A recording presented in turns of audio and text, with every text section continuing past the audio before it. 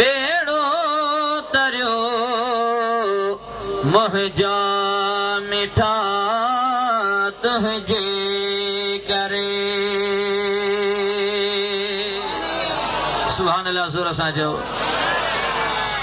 हज़रत शेर मुस्तफ़ा अलैहि रहम जे ज़ुबान मां इहे तव्हां ॿुधा हूंदा। सुभान अल्लाह।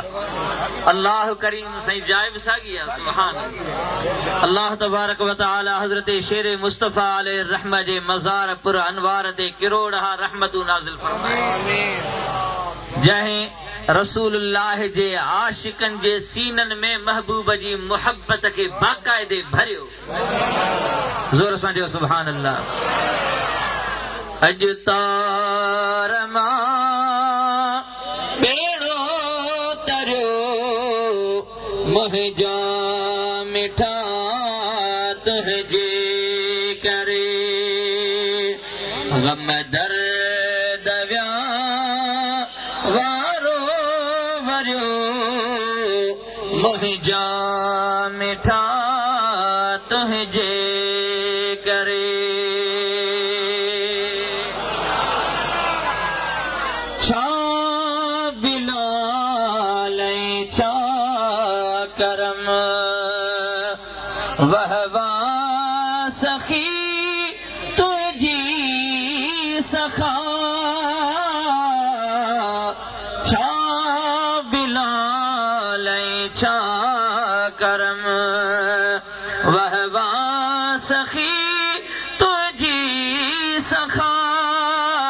वहवा सखी तुझी सखा। हबशी मगर मौला घुरियो मुंहिंजा मिठा तुंहिंजे करे। अहिड़ो त मदीने वारे जे सदके में उन सां करम थियो जो हज़रत फारूक आज़म जहिड़ो जलीलुल क़दर सहाबी फरमाईंदो हुयो त बिलाल असांजो सरदार आहे। ज़ोर सां चओ सुभान अल्लाह।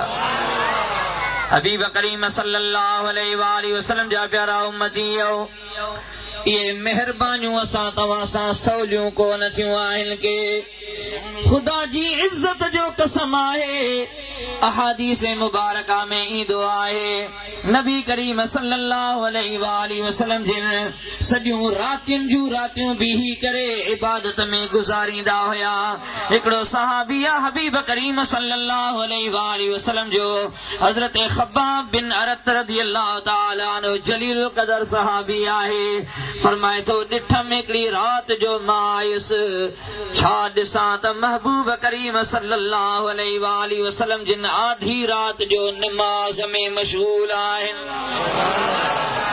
चो सुभान अल्लाह। काफ़ी रात गुज़री वई आहे।